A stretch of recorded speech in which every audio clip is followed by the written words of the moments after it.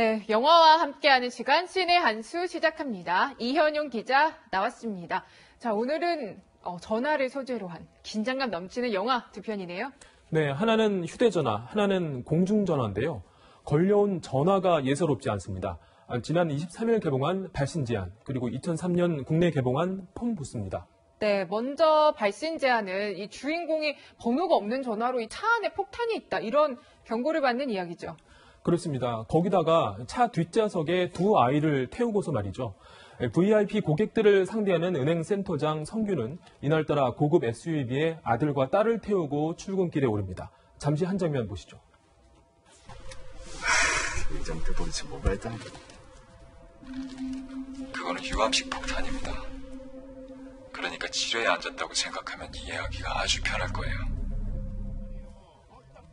폭탄 실은 차로 도심을 달리고 또 모르는 남자의 요구까지 들어줘야 하는 상황인가 봐요. 네, 의심과 긴장이 교차하고 아이들 앞에서 태연한 척하는 이런 혼란스러운 상황이 가중되던 찰나 눈앞에서 은행수화 직원 부부의 차량이 폭파되는 걸 목격하면서 이런 감정들은 공포가 됩니다.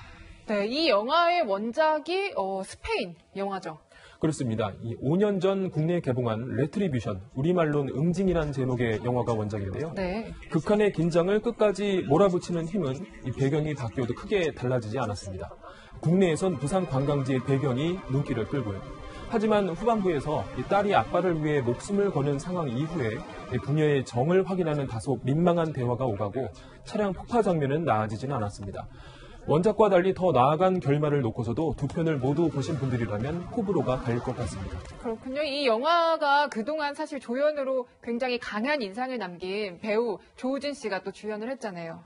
네, 혼자서 극 대부분을 이끌어간 건 이번이 처음이라고 하는데요.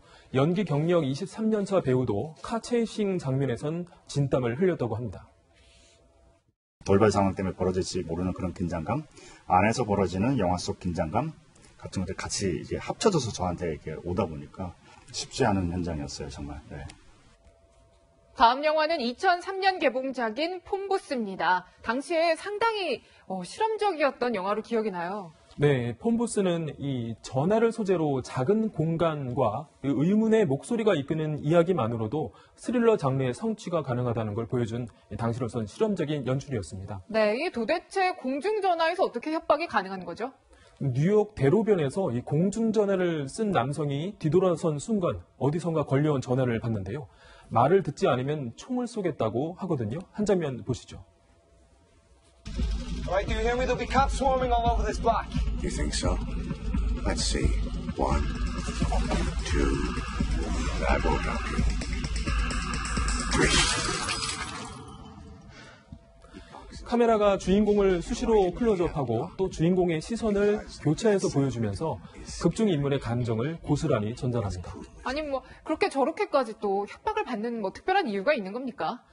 그 이유는 이 주인공이 저렇게 당하는 이유는 남몰래 저지른 잘못들 때문인 것으로 추정이 됩니다. 이런 잘못들은 많은 사람들 앞에서 고백하라 이런 지시를 받거든요. 하지만 범인의 동기는 끝까지 명확하게 나오지 않아서 개연성이 다소 떨어지는 게 이 영화의 드문 약점으로 꼽힙니다. 네, 지금까지 전화를 소재로 한 스릴러 영화 두 편 소개해드렸습니다. 이현용 기자 잘 들었습니다.